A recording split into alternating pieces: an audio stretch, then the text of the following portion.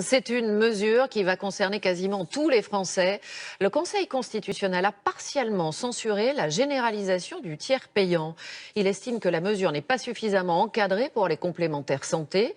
Alors qu'est-ce que ça implique pour les patients? Comment vont-ils être remboursés quand ils vont chez le médecin? Est-ce que ce sera plus compliqué? Réponse avec Yves Ginca, Cécile Loyal et Guillaume Michel. Le docteur Albi est médecin généraliste à Paris. Aujourd'hui, ses patients lui payent directement leurs consultations avant de se faire rembourser par la sécurité sociale et leur mutuelle. À partir du 30 novembre 2017, pour les patients hors CMU, couverture maladie universelle, tout va changer. Pour une consultation à 23 €, le médecin sera directement payé par la Sécu, soit 15,10 €. Le patient, lui, n'aura plus qu'à avancer les 6,90 € de la part mutuelle avant d'être remboursé. Pour cette patiente, c'est une bonne nouvelle. Pour moi, c'est déjà une avancée. Si après le gouvernement arrive à faire en sorte que les assurés payent encore moins, sinon rien, pourquoi pas?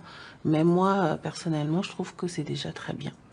Mais pour le médecin, c'est une source d'inquiétude. Elle craint des complications administratives.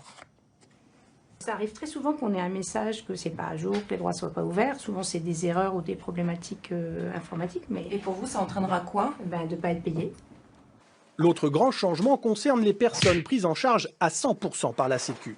À partir du 31 décembre 2016, les femmes enceintes et les patients atteints d'affections longue durée n'avanceront plus aucun frais au médecin qui sera payé intégralement par la sécurité sociale. Avec les bénéficiaires de la CMU, ce tiers payant intégral profitera à 15 millions de personnes. Du côté des mutuelles, on regrette que le tiers payant intégral n'ait pas été généralisé à tous. Les mutuelles vont donc poursuivre leurs travaux avec l'assurance maladie obligatoire, avec les médecins, pour proposer des solutions simples et qu'en 2017, comme cela a été prévu, le tiers payant intégral soit possible.